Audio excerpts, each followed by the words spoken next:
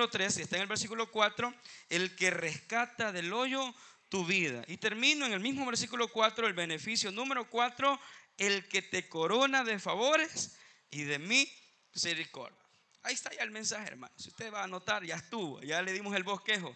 Los beneficios de parte de Dios, yo le he titulado no olvidar los beneficios de Dios para nuestra vida. No olvidar los beneficios de Dios para nuestra vida. Dios nos ha hecho tanto con nosotros, pero que a veces nosotros nos olvidamos cada beneficio que Dios ha hecho.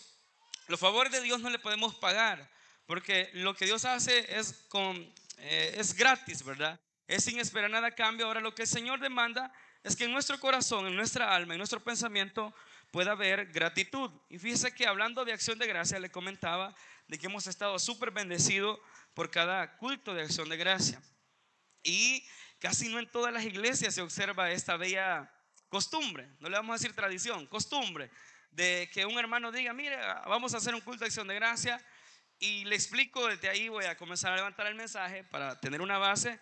Es que en la acción de gracia, lo principal es el gesto de agradecimiento que aquí se hace. Cuando convoca la persona que hace un culto de acción de gracia, desde ahí está diciendo, mire, yo quiero testificar lo que Dios ya hizo en mi vida. Y quiero testificar porque no podemos callar ni dejar de decir, como dijeron los apóstoles, Juan y Pedro dijeron esto, lo que hemos visto y lo que hemos oído.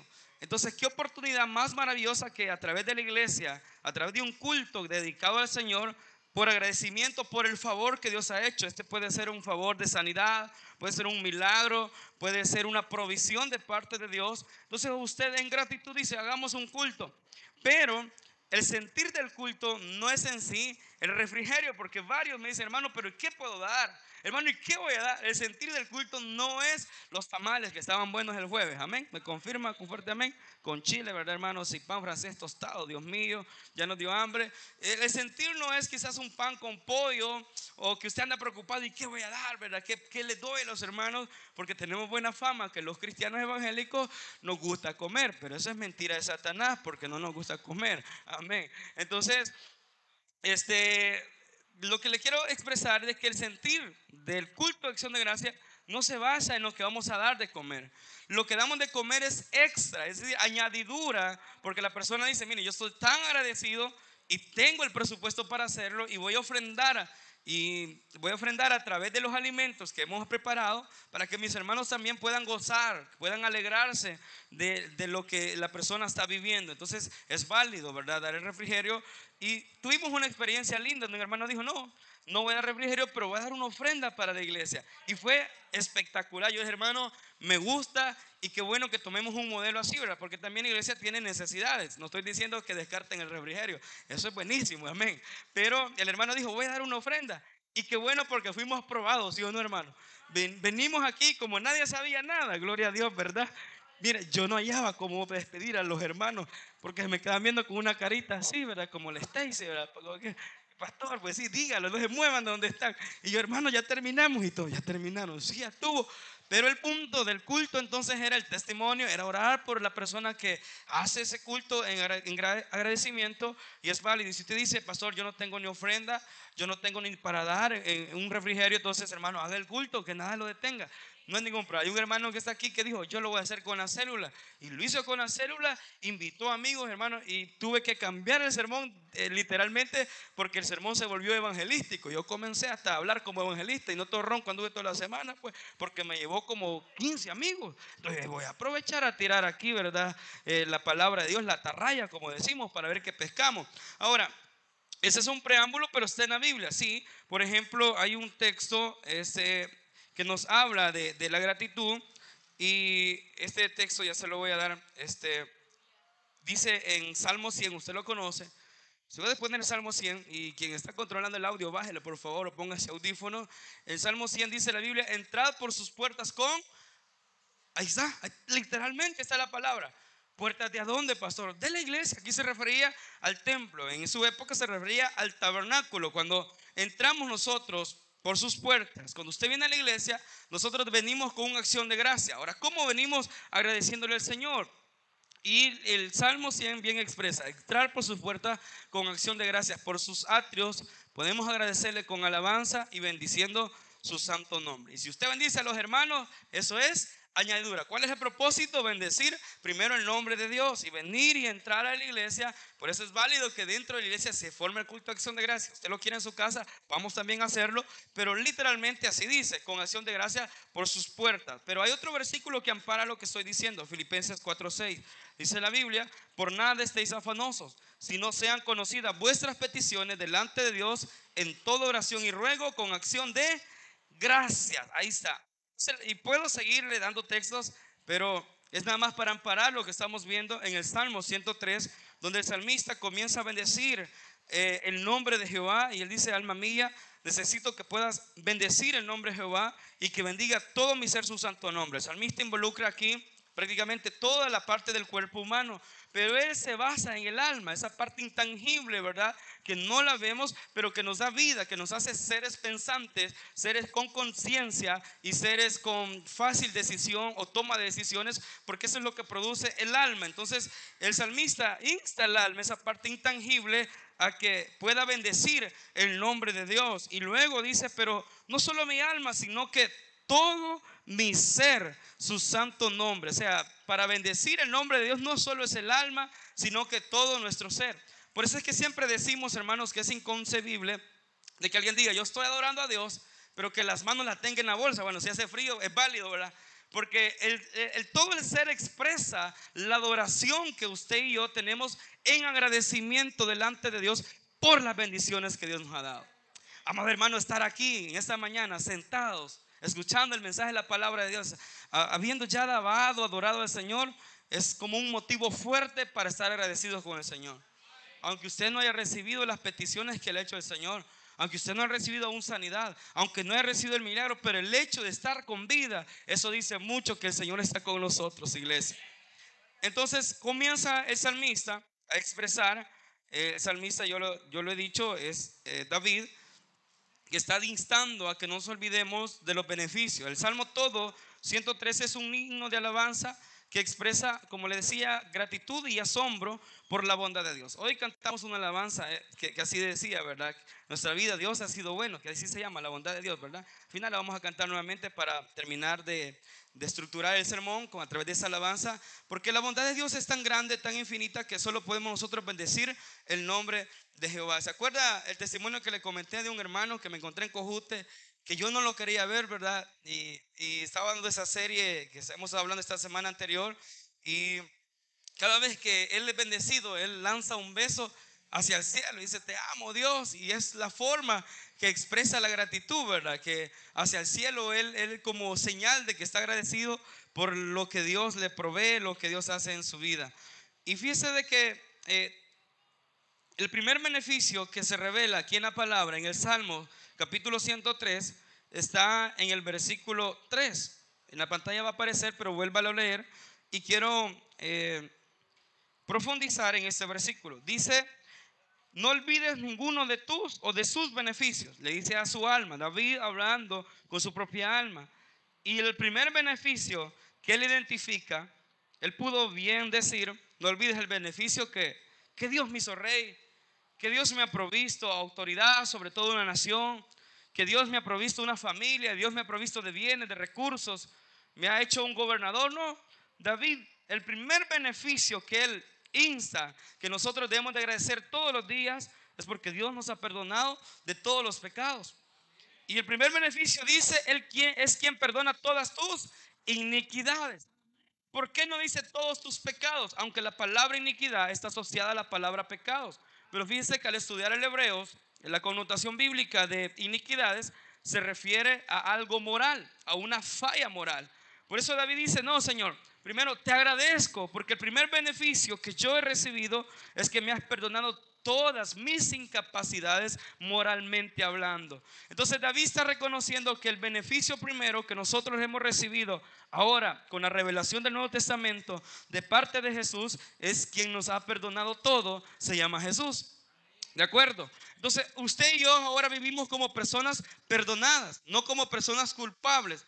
Y esta palabra iniquidad, que se refiere a el fallo moral, es que moralmente todos le hemos fallado o le fallamos al Señor estando aquí presentes en la iglesia. Entonces es válido que usted diga: mire, moralmente yo no me siento capaz. Moralmente yo no me siento que sea prospecto. Moralmente yo no siento potencial. Moralmente yo no puedo ejercer ese privilegio, ese trabajo. Pero David nos dice, no, pero recuerden algo, que Él ya nos ha perdonado cualquier tipo de iniquidades que se ha producido. Y entro a este principio, fíjese que solo este principio abarca 3 páginas, pero usted tranquilo, usted esté ahí tranquilo y solo diga amén. Entonces el Salmo revela la naturaleza compasiva de Dios. ¿Cuál es la naturaleza compasiva de Dios? Es el perdón. Esa naturaleza se expresa desde Génesis en los 5 libros de la ley, o la ley mosaica. Porque se llama mosaica es porque fue dada a Moisés y fue escrita por Moisés, fue compartida por Moisés y fue instalada por Moisés. Por eso se llama mosaica, no habla de mosaicos, habla de Moisés, porque Moisés nos habla acerca de la naturaleza compasiva de Dios y se basa y gira todo en el perdón. ¿Por qué Cristo vino a morir en la cruz del Calvario? En base a la naturaleza de Dios, que es el perdón de pecados, el perdón de nuestras culpas, el perdón de iniquidades. Y el día de ayer empezamos, hermano, de la mejor manera. Aquí está mi hermano Víctor de testigo.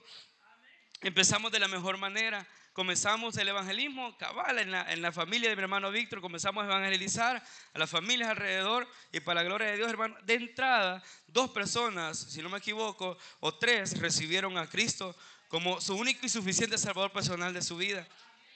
Y yo me acuerdo con Lady evangelizábamos en esa casa y le instábamos de que quien perdona de toda culpa y pecado es Jesucristo. Y algunos hermanos bien nerviosos, pastor, primera vez que evangelizo. Usted solo dígale que Cristo lo perdona. Y ya le hicimos, porque nosotros, hermanos, es lo que anunciamos. Las buenas nuevas de salvación es que Cristo perdona todo tipo de pecados y que tenemos que arrepentirnos para nosotros poder confesar, como dice Romanos 19, con nuestra boca que Jesús es nuestro Señor y Salvador. Cuando creemos en el corazón para justicia, pero confesamos y declaramos con nuestra boca, estamos nosotros complementando y diciendo, mire, yo creo en el corazón, pero también confieso que soy pecador y me arrepiento, porque quien perdona se llama Jesucristo. ¿De acuerdo? Entonces, la naturaleza que está revelando el Salmo en su versículo 3 es una naturaleza del perdón, una naturaleza donde Dios está interesado por la humanidad de otorgarnos perdón. De hecho, este tema es tan básico que cada creyente lo conoce, pero lo quiero reforzar. Por ejemplo, Efesios 1:7, si me acompañan en la pantalla, Efesios capítulo 1, versículo 7. Efesios capítulo 1, versículo 7. Y también si usted anda en la Biblia, hermano, mira qué lindo es que usted en la Biblia también comience a buscar, hermano. Aunque no sepamos dónde está, usted haga como que está buscándolo, hermano, y Dios le va a bendecir. Amén por eso. Dice Efesios 1:7, en quien tenemos redención por su sangre, el perdón de pecados según las riquezas, wow, de su gracia, hermano. Qué texto más extraordinario. Yo no sé si usted al leerlo sintió algo en su corazón, porque Dios no solo es el dueño del oro y la plata. Una de las riquezas que la Biblia declara en la Biblia es que Él es rico en su gracia, es rico en misericordia. Y la riqueza de su gracia es tan infinita que dice la Biblia que ahora tenemos redención por su sangre. ¿Cuál sangre? La sangre de Jesucristo. Por eso Jesús, cuando habla en el Nuevo Testamento, en sus evangelios, dice la Biblia que comenzó a predicar y decía esto: arrepentidos porque el reino de los cielos se ha acercado. ¿Cómo se había acercado el reino de los cielos hacia el pueblo de Israel? ¿Cómo se había acercado? A través del mismo, de Jesús. Porque Jesús les estaba dando un componente profético, un componente donde les decía: el reino de los cielos, aunque está allá en los cielos, pero puede estar cerca de cada uno de los que lo escuche el mensaje de salvación, porque Jesús representaba no solo el reino de los cielos, sino que representaba la puerta al reino de los cielos, representaba el camino al reino de los cielos, representaba la luz de salvación hacia el reino de los cielos. Entonces Jesús les dice: arrepiéntanse porque el reino de los cielos se ha acercado. Y ese mensaje no ha cambiado hasta el día de ahora. Muchos tenemos miedo de evangelizar porque voy a ir a pelear. Mira, esa es mentira de Satanás, que andamos peleando con la gente. Nosotros no nos complicamos.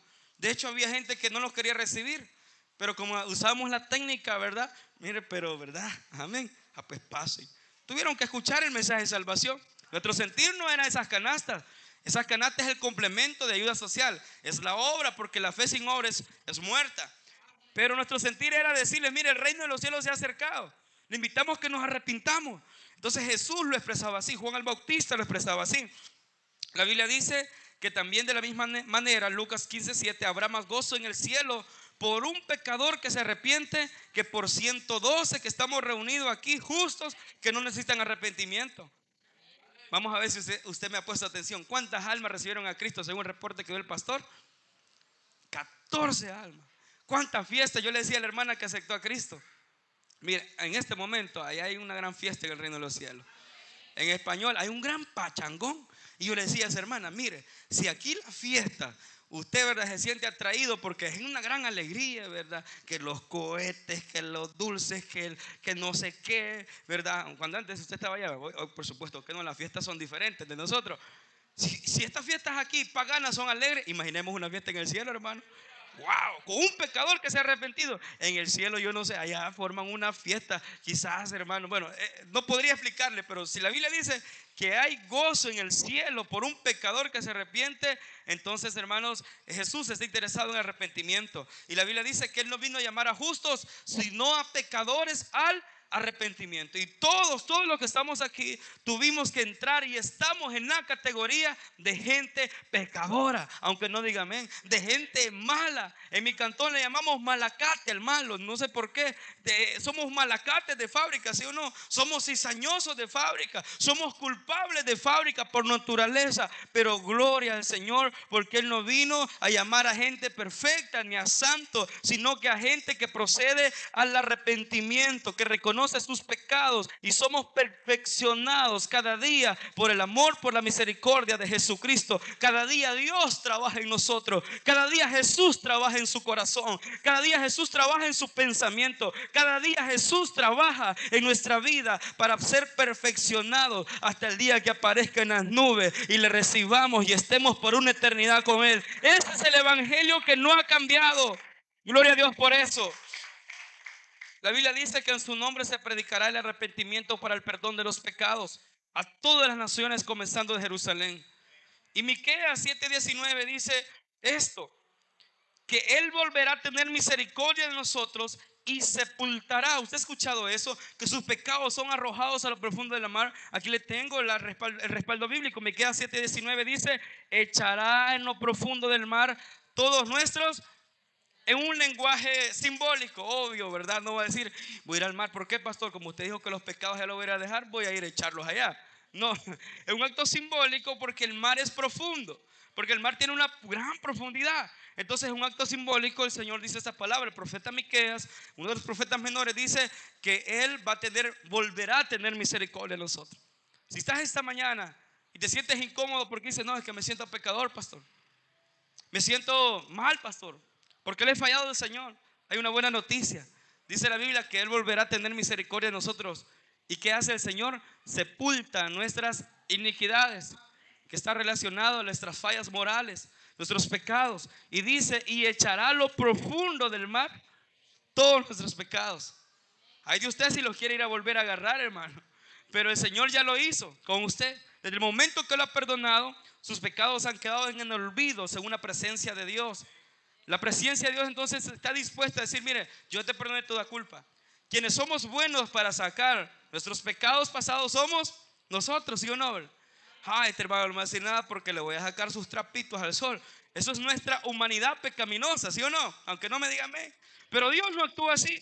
Dios dice, no, desde el momento que yo te perdono, lo que yo hago es sepultar todo tipo de pecado que hayas cometido o iniquidad. Y el Señor no se vuelve a recordar nunca más. Por eso la Biblia dice en 1 de Juan que si confesáremos nuestros pecados, Él es fiel y justo para perdonar nuestros pecados. Y no solo nos perdona, sino que la Biblia dice y limpiarnos de toda maldad. Usted y yo ya no estamos sucios, estamos limpios por Jesucristo. Yo dije, estamos limpios por Jesucristo, porque Él es fiel y Él es justo. ¿Celebra eso, hermanos? ¿Celebra eso, iglesia? Que Jesús es fiel y es justo para perdonar todos los pecados. Y la Biblia dice, el que encubre sus pecados no prosperará, mas el que los confiesa, no al hombre sino a Dios, y los abandona, hallará misericordia. Por tanto, dice la Biblia, arrepentidos y convertidos. Esto no lo buscamos ahí, solo se los comento, para que vuestros pecados sean borrados, a fin de que vengan a nosotros tiempos de refrigerio, vengan de la presencia del Señor. Hermano, el Señor quiere darle un nuevo tiempo a su vida. Es más, me atrevo a decirle esta mañana, el Señor quiere subirle de nivel en esta mañana. ¿Y cuál es ese nivel, pastor? Un tiempo de refrigerio. Mire, vamos a ilustrarlo literalmente. Vaya, levanten la mano quienes hemos trabajado en el campo, hermano, en la milpa. Vaya, ahí está. Hoy bájela. Tenemos aquí un buen grupo. Mire qué lindo cuando usted ha entrado a las 6 de la mañana. Antes entraba a las 5, a las 4. Hoy algunos ingratos a las 8 van detrás para el desayuno a las 8:15, ¿verdad? A las 10 el refrigerio, a las 11 se van para su casa a ligar testimonio, ¿verdad? Solo van a ver la milpa y se van. Pero antes yo me acuerdo, mis tíos, ellos tenían tabacales y mi mamá me mandaba a trabajar con ellos. Yo lloraba porque los ingratos a las 2 de la mañana me pasaban a sacar. Y andar en un tabacal, hermano. No, nunca aprendí a fumar, gracias a Dios, hermano. Pero mis tíos sí masticaban, y andaban masticando, ¿verdad? Porque dicen que eso tenía propiedades de no sé qué, decían ellos, ¿verdad? Mentira, fumar quería. Pero ellos andar cortando esas hojas que tanto pesaban, que todo el agua le cayera. Y a andar en la milpa, ¿verdad? Que usted se mete como a las 11 y esas hojas le pasan con el filo en la cara y usted todo rayado. El aguate que le llamamos nosotros, ese polvito que le cae, hermano. Eso es terrible, andar tapiscando, ¿verdad? ¿Alguien sabe que tapiscar es cortar una mazorca, amén, desde el tronco? Eso es terrible. Yo me acuerdo que mi papá siempre me llevaba a trabajar cuando hacía milpas. Y algo que no me gustaba el proceso de milpas era, allá le llamamos aporrear. No sé si aquí le llaman eso. Es pegarle con un palo, hermanos, al frijol tostado. Eso es. Y a las 2 de la tarde estaba ahí. Y mi papá cada vez que le pegaba, como él ha sido militar, él pujaba y yo no entendía por qué. Le decía, decía. Yo dije que agarra fuerza. Yo comencé a hacerle también, pero me quedé sin garganta. Y mi papá era tan compasivo que me compraba a mí, me cortaba un palo de esos pequeños. Ellos agarraban de los más gruesos y le pegaban con unos muchachos y le daban duro. Ellos como que eran Rambos, se ponían aquí, no le estoy exagerando, esto es verdad. Se ponían el trapo aquí y le daban sin camisa. Yo no podía hacer eso. Pero qué lindo era cuando a las 3 se oía, aquí está el refrigerio. No era soda, un fresco, hermanos, con hielo de limón. Wow, eso era de Dios. Y usted bien sudado, bien cansado, sí, y se sentaba y le daban ese refrigerio cuando usted lo necesitaba. ¿Por qué le digo esto? Así es el perdón de pecados. Así es la presencia de Dios. Usted está cansado, está cargado, de repente viene el refrigerio. Los tiempos de refrigerio se producen cuando nosotros nos arrepentimos y nos convertimos. Automáticamente sus pecados comienzan a ser borrados y comienza la presencia de Dios a nutrirle, a satisfacerle, a llenarle, porque eso es lo que hace el perdón de pecados. ¿Alguien nos celebra en esta mañana? Siéntase perdonado. Ya no se sienta culpable. Porque esos tiempos de refrigerio hoy no, dicen que los mozos, así les llaman, ¿verdad? Les piden refrigerio hasta 2 veces, pero yo ya soda, antes era fresco, hermano, humildemente. Yo tenía un tío, ¿verdad? Que era un poquito tacaño y azucarada nos llevaba, de refrigerio, bien tacaño, ¿verdad? Azucarada nos llevaba, pero el tiempo de refrigerio es bíblico, hablando de algo espiritual. Usted y yo necesitamos subir de estatus, necesitamos algo fresco en nuestra vida. Si seguimos en el pecado, hermano, no produce nada fresco en nuestra vida. Produce angustia, produce soledad, no produce avivamiento. Y el sistema anterior de sacrificio estaba relacionado a un sistema de que no funcionaba. Y fíjese que por eso le dije que solo en un punto me iba a llevar toda la mañana, porque quiero explicarle bíblicamente, enseñarle a usted que aprendamos cómo era el sistema mosaico de sacrificios. No va a alcanzar a detallar todos los tipos de ofrenda que había para el perdón de pecados, pero quiero enseñarle eso. ¿Está listo para aprender? Me dice amén. Estamos en un solo principio, no nos hemos ido de ahí. Las ideas anteriores relacionadas al sacrificio en el Antiguo Testamento eran ideas que están con base bíblica. Por ejemplo, Levítico 17:11. Vamos a ver ahí Levítico 17:11. A leerlo vamos a darnos cuenta de algo. Levítico 17:11. Búsquenlo en su Biblia, hermano, búsquenlo en su Biblia. Levítico 17:11. Génesis, Éxodo, Levítico, ahí está. Capítulo 17, versículo 11. Dice ahí, la palabra de Dios dice así. Capítulo 17, versículo 11. Porque la vida de la carne en la sangre está, y yo os la he dado para hacer expiación sobre el altar por vuestras almas. La misma sangre era expiación de la... ¿Por qué David en el Salmo 103 hablaba con su alma? Hermano, seamos honestos, ¿verdad? Que a veces hablamos solo. Gracias, hermana Chávez. Yo pensé que yo era el loco que hablaba solo, hermano. Si no es que a veces usted está hablando en el espejo y está hablando solo. Y usted dice, bueno, qué raro me agarra, estoy hablando solo, ¿verdad? Mira, ahí vas a ir. No, no sé, pero vayamos a ver, ¿verdad? Y me vas a bañar, no tengo ganas de bañarme, está haciendo mucho frío. Uno comienza a hablar solo. Y David habla con su alma. ¿Por qué? Porque es bíblico. Aquí está. Dice que él hará expiación sobre el altar por vuestras almas. Era el componente que le digo yo intangible. Es el componente intangible de cada ser humano que necesita una limpieza. Así como el cuerpo necesita ser limpio cada día, está de más preguntarlo, pero yo creo que todos los bañamos todos los días, amén. Y el que no se baña, déjeme decirle que se le echa a ver, amén. Todos los días nos limpiamos nuestro cuerpo. Mire, yo soy fanático de las lociones y no me duran, no sé por qué. A mí me regañan porque yo me he hecho, si es posible, todo, ¿verdad? Todo, hasta en los zapatos, ¿verdad? Yo soy fanático de las lociones. Y a algunos no les gusta porque sienten demasiado, ¿verdad? Pero a mí me gustan las lociones. Pero me doy cuenta de algo, que nuestro cuerpo puede ser limpio. Podemos usar el mejor perfume de la línea de hasta de Francia, de París. Pero si nuestra alma no está limpia por dentro, eso solo vendrá a ser apariencia. Si podemos modelar los mejores trajes este día, de gala, el mejor equipamiento en ropa, pero si dentro de nosotros no hay limpieza, y por eso hablaba que el sacrificio, el sistema de sacrificio está relacionado con ciertas características. Una de las características es que el motivo básico del sacrificio era la sustitución para fin de la expiación. No estoy hablando en inglés, hermano. Son términos que usted los debe de manejar. Es decir, que cuando se sacrificaba un animal, porque el animal que dice acá en el capítulo 17, en el versículo 11, tenía que, dice, porque la vida de la carne en la sangre está. Tenía que ser degollado el animal para sacrificio. Porque la sangre representaba, el animal representaba la sustitución. Es decir, el animal que se llevaba al sacrificio sustituía los pecados de la persona que llevaba el sacrificio. Pero la sangre representaba la expiación. Es decir, la limpieza general de esos pecados. La sangre representaba la expiación. Y glorias sean dadas al Señor. Porque ahora a través de Jesucristo, usted y yo no necesitamos traer un buey, una paloma, una tórtola. Usted no necesita traer una oveja, una cabra para sacrificio. Sino que alguien se sacrificó una sola vez, llamado Jesucristo. Y su sangre, aleluya, nos ha sustituido, aleluya, del pecado. Nos ha limpiado, nos ha expiado. Él es nuestra sustitución. Él es nuestra sustitución. Usted no debe traer nada para ser perdonado. Pastor, ¿y la ofrenda? ¿Por qué enseña la ofrenda? Porque eso es parte de mi gratitud. El Señor no me exige una ofrenda para perdonar pecados. Lo hacemos porque estamos tan agradecidos. Y hoy que hacíamos esta convocatoria de ayuda, yo me admiré, hermano. No voy a mencionar nombres por cuestiones de ética. Hay una hermana que le cree tanto a Dios, no es de nuestra iglesia. Y yo quedé sorprendido porque hay gente, hermanos, que le da tanto por agradecimiento a Dios y por eso Dios más los bendice, fíjese. Y esta hermana, amigo pastor, le mando una humilde ofrenda. Y yo le dije a Jonathan, hermana Glenna, mire, me va a dar una ofrenda, estemos pendientes. Dentro de la administración del liderazgo hay una filosofía y es que no contamos con algo que no tenemos. Se me va a decir, pastor, el lunes le traigo una ofrenda para las canastas. Yo no lo voy a tener en cuenta en el presupuesto. Pastor, la otra semana, no, porque contamos con lo que hay, porque tenemos que ir a comprar y todo, amén.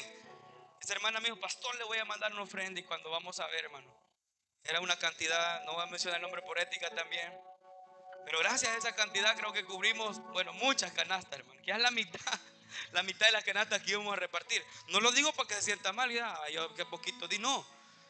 Cada uno da según su capacidad y el agradecimiento. Y yo dije, esta persona, ¿cómo es posible que no le duela dar tanto y hay para la obra? Han descubierto el secreto de dar. Y ahora ¿por qué le enseño esto? Porque no quiero que usted confunda, ¿verdad? Porque ahora usted no necesita dar un buen diezmo, una ofrenda para su salvación, para el perdón de pecados. Y es gratuito, es por gracia, dice la Biblia. Ahora en el antiguo sistema no era por gracia, era por ley. Entonces la ley obligaba al hombre, al ofrendante, que vamos a usar otra palabra rara, pero necesito enseñarle, que cuando llegara al lugar, al tabernáculo de sacrificio, esa persona llevara un animal de acuerdo al tipo de ofrenda que yo le voy a enseñar que se daban, que no voy a alcanzar el tiempo. Pero hay por lo menos 5 tipos de ofrenda que en el Antiguo Testamento se define que se daban. La ofrenda del pecado, la ofrenda de alimento o de oración, etcétera, ofrenda de paz, pero o de arrepentimiento. Entonces las personas llevaban la ofrenda porque ellos creían que era sustitución y expiación. Por eso Levítico se expresa eso, que la sangre hacía la expiación para las personas, la sangre de ese animal a sacrificar. Otra idea que aquí nos enseña es que al llevar un animal a ser sacrificado, nos da una idea de consagración. Cuando las personas llevaban el oferente, no ofrendante, se lo conoce como el oferente. Diga conmigo, oferente. El oferente llevaba un animal.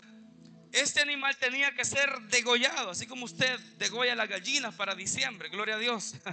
La unción de gallinas. Así como usted degolla, bueno, animales creo que lo andan matando porque es castigado y es penado. Los animales que usted ha degollado para preparar sus alimentos. Entonces el oferente llevaba y ponía manos sobre el animal para degollarlo. Y se estaba identificando con el animal.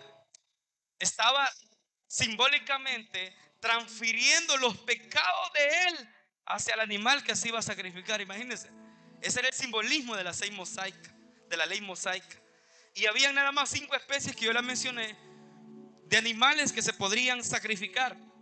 Estas especies tienen que ser especies de animales limpios, domésticos, para que no fueran inmundos, para que esto fuera la referencia simbólica del sacrificio de Cristo, que la Biblia dice que era sin mancha y sin pecado. Entonces, la ley permitía 5 tipos de especies de animal, especies como de la vaca, la oveja, la cabra, las palomas y las tórtolas. Solo 5 especies. Y estos animales entonces eran examinados por el sacerdote. Eran examinados por el oferente. Y ese animal no tenía que tener inmundicia, ninguna herida, ningún rasguño, porque de lo contrario ese animal no servía para ser sacrificado. Y por eso Jesús es el cordero perfecto.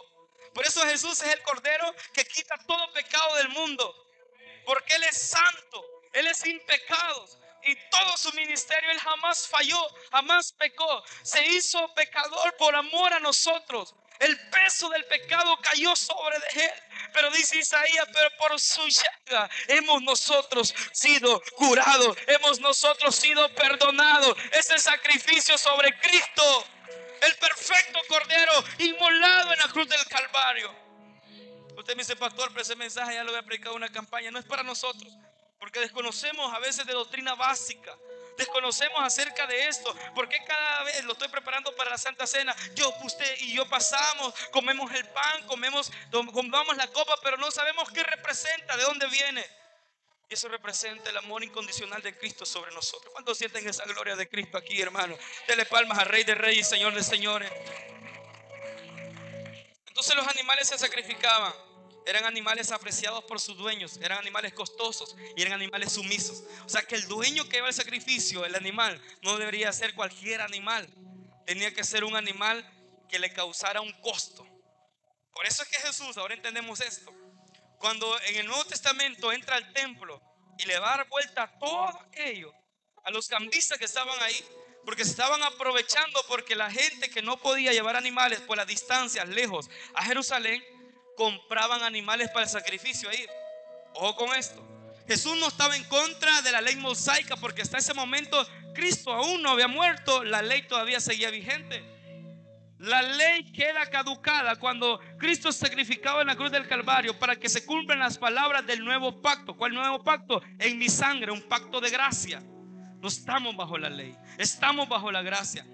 Porque eso Cristo, cuando le da vuelta a los cambistas y saca la mercadería, no era porque ellos vendían animales para sacrificio. Eso era la ley que tenían que venderlo. El problema es que alteraban los precios por tal de sacar ganancia a los que vendían. Ese era el problema. Y Jesús no estaba de acuerdo en la injusticia, nunca. Entonces Jesús por eso lo sacó. Y no crea que lo sacó, le dijo, hermano, por favor, ¿cree que se me salen por los cambistas? No, hermano. Dice que hizo azote de cuerdas, amén. Ya vieron cuando su papá está enojado, saca el cincho y le pega como loco a los pilares, algo así, hermano. Ya vas a ver. Y Dios tiene valor de pegarle al hijo porque sabe que duele castigar a un hijo. Como padre yo entiendo eso. Sí, es difícil castigar a un hijo. Más cuando ponen una cara de yo no fui, ¿verdad? Se le mueve el corazón y uno dice, no, yo tengo el récord que mi papá jamás me pegó. Con razón es como es para algunos. Jamás me pegó. Y el día que me iba a castigar, dice mi mamá que con una palma que a mi abuela que le conté, es que usted como no viene al culto, le dije, hermana, no sabe de qué le estoy hablando. Pues se pone bueno el testimonio.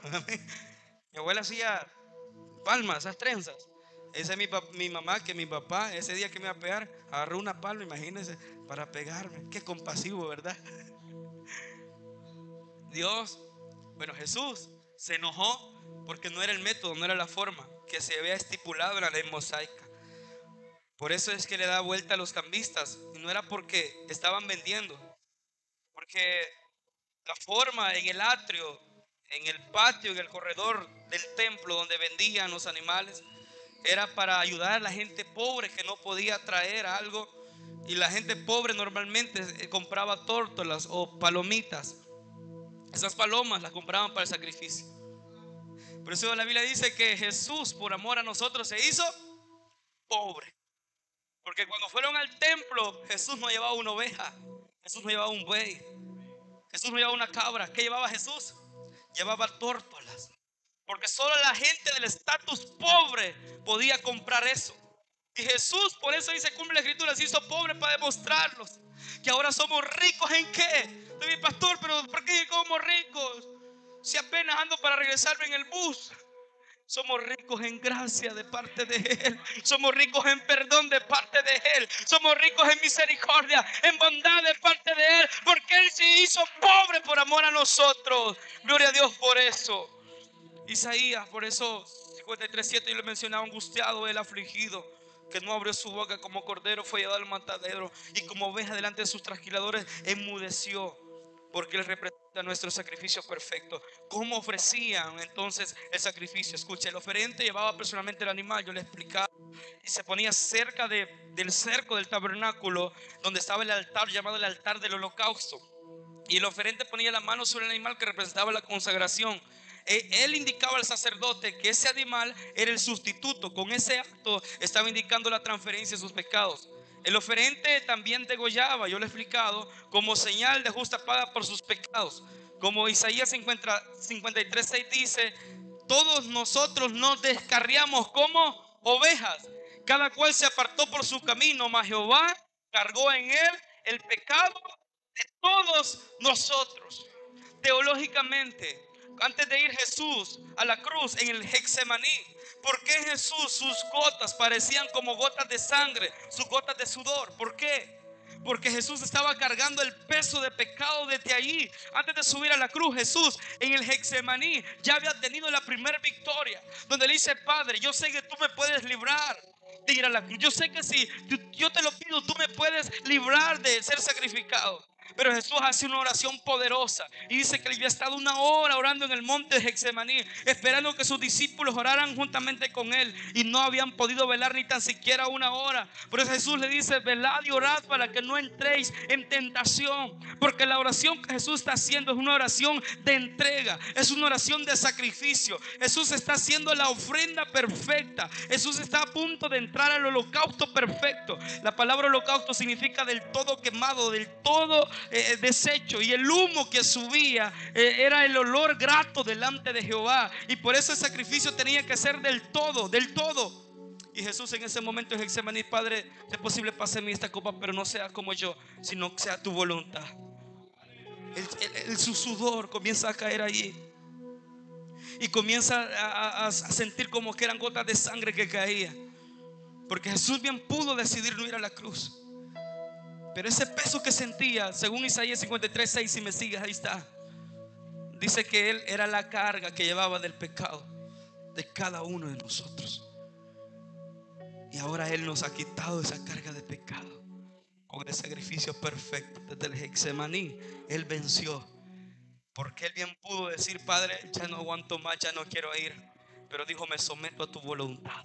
Y ese sometimiento ahora nos ha dado vida, y vida en abundancia. Denle una palmas al Rey de Reyes y Señor de Señores. Según la clase de sacrificio, entonces todo animal era quemado, lo restante del res era comido por el arca del tabernáculo, era comido por la familia del sacerdote, por los sacerdotes. Y los sacrificios de paz, que no tengo tiempo de explicarle, eran también comidos por los sacerdotes y los levitas, es decir, los adoradores. Ahora bien, Hebreos 10:12, aquí voy a concluir el mensaje, la primera parte. después lo llevo el martes, el jueves. Vamos a meternos de lleno a cómo era el tipo de ofrendas que había. Solo estamos en el Salmo 103, en un versículo, donde dice de que uno de los beneficios es el que Él perdona todas nuestras iniquidades. Los tipos de ofrenda que se visualizan en la ley eran los holocaustos, la oblación o ofrenda de alimentos, sacrificio de paz, sacrificio del pecado, sacrificio por culpa de transgresión. Y es interesante ver en Hebreos 10:12 que se resume nada más en un texto. Antes entonces había diferentes tipos de ofrendas. Tenía que presentarse usted al lugar del holocausto, al atrio, al tabernáculo, presentar un animal, degollarlo, ponerlo ahí, consagrarlo. Y yo me pregunto, y si volvía a pecar al siguiente día, tenía que volver a hacer lo mismo como en la ley para tratar de estar limpio. Por eso es que la ley no funcionó. No funcionó. ¿Sabe por qué no funcionó? Porque la gente se ha dado cuenta que volvía a pecar. Ahora la ley se hizo nada más a un lado, porque viene el tiempo de gracia a través de Cristo. Y se resume en ese texto, léalo conmigo. Pero Cristo, habiendo ofrecido una vez para siempre un solo sacrificio por los pecados, se ha sentado a la diestra de Dios. Denle un aplauso al Señor esta mañana. Póngase de pie, por favor. Señor, gracias por tu palabra. Gracias, Señor, porque esta mañana tú nos has perdonado multitud de pecados, nos has perdonado multitud de errores. Hoy te oramos, Señor, para que esa palabra, Señor, no regrese vacía, que sea contundente acerca, Señor, de lo que hemos hablado. Que nadie esta mañana pueda irse, Señor, sintiéndose pecador. Sabes, te voy a decir una verdad, y es válido que hayas entrado por esas puertas. Quizás sin acción de gracias es válido que hayas entrado sintiéndote el hombre más cobarde, la mujer más cobarde, el hombre más pecador, la mujer más pecadora. Eso es válido. Es válido, es válido. Porque Jesús hace un llamado en Mateo 11:28 y dice: venid a mí los cargados, los trabajados, que yo los haré descansar. Aquellos cargados de pecados, el Señor hace una invitación y dice: vengan, venid a mí, venid a mí. Y es interesante entonces ver el llamado que Jesús hace. Ahora, lo que no va a ser válido es que tú regreses a tu casa sintiéndote el mismo, sintiéndote la misma, el mismo hombre, la misma mujer, sintiéndote a un pecador. Yo te quiero invitar, y no voy a hacer que pases al frente, pero quiero invitarte donde estás. Si vas a recibir a Cristo, y si en la transmisión hay personas que quieren recibir a Cristo, quiero invitarte a que podamos orar juntos. Si vas a recibir a Cristo por primera vez, invítalo a tu corazón y dile: Señor Jesús, yo te invito a mi vida, a mi corazón. Ven a mi vida y gobierna. Gobierna todo mi ser, gobierna mis pensamientos y perdona mis transgresiones, mis culpas. Gracias, Padre, por mandar a tu Hijo a morir en el lugar que me correspondía a mí. Gracias por anular el acta que nos era contraria. Y ahora nos arrepentimos de todo corazón y escribe mi nombre en el libro de la vida, en el nombre de Jesús. Pero si tú esa mañana sientes en tu corazón venir y reconciliarte con Él, puedes pasar al altar o puedes hacerlo ahí donde estás. Solo levanta tu mano para reconocer que lo estás haciendo. Los sugieres me ayudarán. Y todo el pueblo orando mientras cantamos una alabanza al Señor. Todo el pueblo orando mientras nosotros adoramos al Señor. Todo el pueblo con los ojos cerrados. Y si tú vas a venir al frente y quieres reconciliarte con el Señor, porque ha dicho ese mensaje, pastor, era para mí. Yo reconozco como David, Señor, que tú me has perdonado. Y si no quieres pasar, pero ya ahí donde estás, puedes levantar tus manos. Y si tú dices: pastor, a mí me da pena, haz esta oración conmigo desde lo profundo de tu corazón. Prepara tu corazón y dile: Señor, voy a orar, porque en esta mañana yo me voy a reconciliar contigo, Señor. Voy a orar porque esta mañana, Señor, he escuchado tu palabra, que hay un borrón y cuenta nueva, Señor, que todos los pecados han sido sepultados a lo profundo de la mar. Hoy oramos, Señor, para que tu presencia pueda hacer lo que yo humanamente no puedo hacer. Ahí no estás, cantemos al Señor.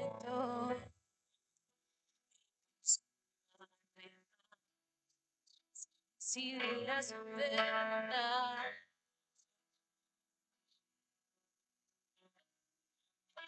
si vieras no proveer, dejar de proteger. Pídele perdón en lo secreto. Ahí en lo secreto. Ahí en lo secreto, en lo secreto.